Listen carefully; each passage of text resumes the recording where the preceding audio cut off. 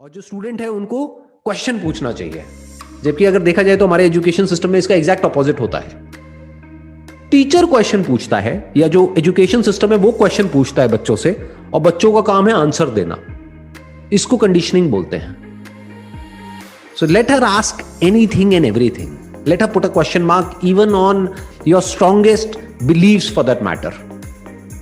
जो भी आप कर रहे हो, मान लो घर में एक पूजा कर रहे हो, कोई दिवाली के टाइम पे या ऐसे करके कुछ भी, तो वो पूछेगी ये क्यों कर रहे हो, वो क्यों कर रहे हो। अगर आंसर नहीं है तो आंसर ढूंढो और उसको बताओ, और नहीं है तो हम्बली एक्सेप्ट करो कि बेटा मेरे को नहीं पता है, बट मैं पूरी कोशिश करूंगी तुम्हारे इस क्वेश्चन का आंसर देने के लिए। अगर बच्चों को कुछ सिखाना ही है ना तो सच बोलना सिखाओ, सच सुनना सिखाओ।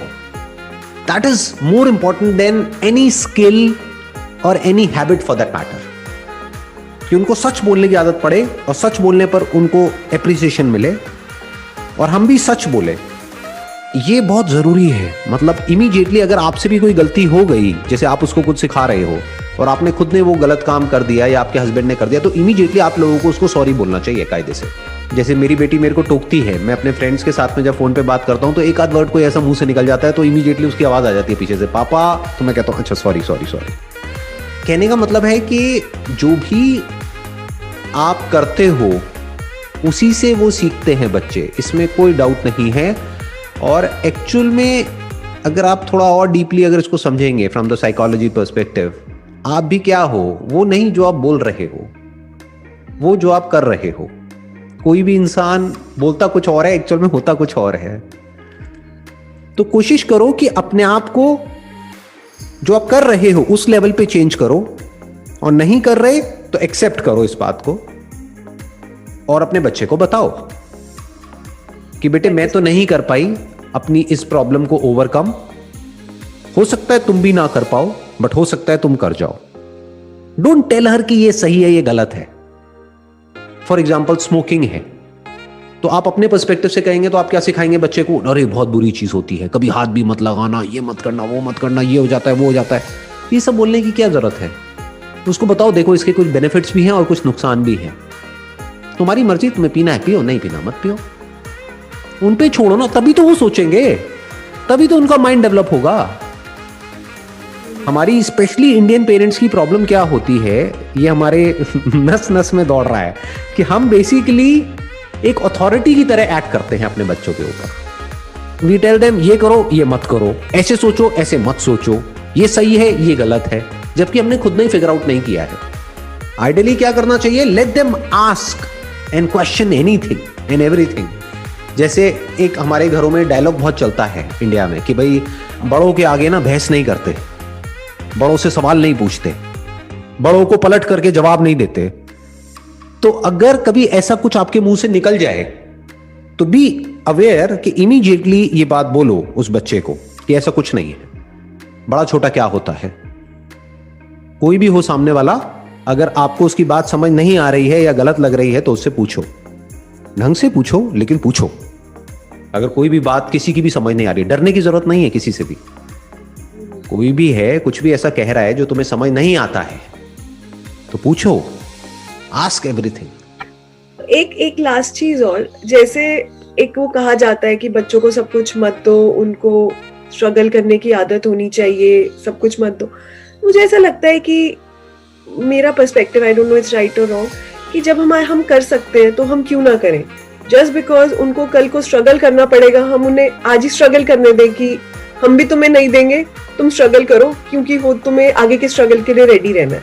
मतलब ये मेरे अंदर एक थोड़ा कॉन्फ्लिक्ट रहता है कि इजीली क्यों ना दें। जब हम दे सकते हैं कोई चीज इजीली बच्चों को तो क्यों ना दें। कोई भी चीज अगर हमको थोड़ी सी स्ट्रगल करके मिलती है ना तो उस चीज की इंपॉर्टेंस होती है हमारे लिए। जैसे फॉर एग्जाम्पल आपका बच्चा भूखा है और फिर उसको खाना मिल रहा है तो उस खाने की इंपॉर्टेंस है उसके लिए, नहीं तो खाने की इंपॉर्टेंस खत्म। आजकल ये मैं बहुत देख रहा हूं अपने आसपास में, अपनी फैमिली में, फ्रेंड सर्कल में, बच्चों को ठूस ठूस करके खिला रही हैं जो माएँ हैं, इवन बाप फॉर दैट मैटर बहुत जगह पर। अब क्या होता है कि बच्चा टीवी देख रहा है, टीवी में कुछ लगा दिया है या लैपटॉप में या मोबाइल में, ताकि बच्चे का ध्यान वहां लगा रहे, और बस खिलाना है उसको किसी तरीके से। जितना हमारे माइंड में बैठा हुआ है कि इतना खिलाना चाहिए, तो किसी भी तरीके से वो खिलाना है। तो क्या ये अच्छा है उस बच्चे के लिए लॉन्ग टर्म में या बुरा है? क्या इसको प्यार कहते हैं या इसको हिंदी में अगर बोलूंगा तो मोह कहते हैं, डिल्यूजन। इसको हम प्यार समझ रहे हैं बट ये प्यार नहीं है।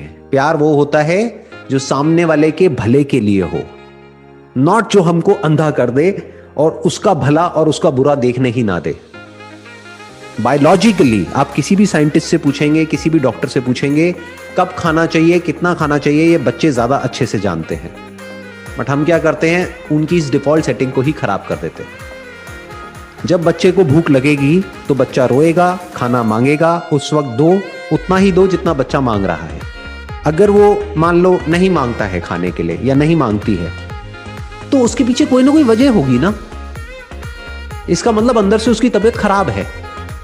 जैसे जानवरों को बारीकी से ऑब्जर्व करो, जब भी उनकी तबीयत खराब होती है वो खाना पीना कम कर देते हैं या छोड़ देते हैं 1-2 दिन के लिए। क्यों? क्योंकि नेचर ने मैकेनिज्म हमारे अंदर फीड किया है। बट हम क्या करते हैं, जब तबीयत खराब होती है, अरे और खिलाओ, ताकत आएगी इसमें। ताकत नहीं आएगी, ताकत सारी जो है, जो एनर्जी है, वो उस खाने को डाइजेस्ट करने में लग जाएगी, जबकि वो एनर्जी चाहिए थी उस बैक्टीरिया से, उस वायरस से या जो भी बीमारी है उससे लड़ने के लिए। तो इम्यूनिटी को हमने और गिरा दिया, उठाया नहीं है खिला करके। तो बच्चे की अपनी जो इंटेलिजेंस है उसको हमेशा बचा करके रखना है, वो उस बच्चे के लिए अच्छा है लॉन्ग टर्म में। तो कभी भी जबरदस्ती कुछ नहीं देना है, ना जबरदस्ती कुछ खिलाना है। That is 1।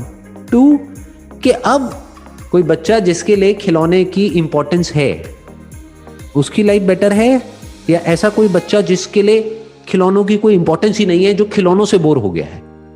उस बच्चे की लाइफ में बचा क्या? सोचो, एक बच्चे के पास में खिलौने ही तो हैं। अगर हमने एक्सेस में उसको वो खिलौने दे दिए और सब तरफ से सब रिलेटिव्स ने प्यार के नाम पे खिलौनों से भर दिया उस बच्चे का कमरा, तो अब वो बच्चे को एक्साइटमेंट ही नहीं होता उसको कोई नया खिलौना मिलता है तो, क्योंकि ऐसा कोई खिलौना है ही नहीं जो उसके पास में ना हो। क्यों? क्योंकि हम अफोर्ड कर सकते हैं। तो हमने क्या किया, उस बच्चे के अंदर जो एक एक्साइटमेंट नाम की चीज होती है, जो छोटी छोटी खुशियां हमको मिलती है जब हमको कुछ मिलता है, उसका ही हमने मर्डर कर दिया एक तरीके से, उस खुशी को ही मार दिया। इसलिए बच्चे के अंदर जो चीजें हैं, जो भी कुछ है, उसकी इंपॉर्टेंस होना बहुत जरूरी है।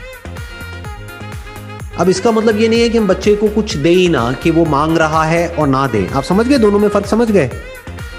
एक एक्सट्रीम हमारा माइंड क्या सोचता है कि बिना मांगे ही सब कुछ दे दो, तो क्या होगा, उसके लिए चीजों की इंपॉर्टेंस खत्म। दूसरा है कि वो मांग रहा है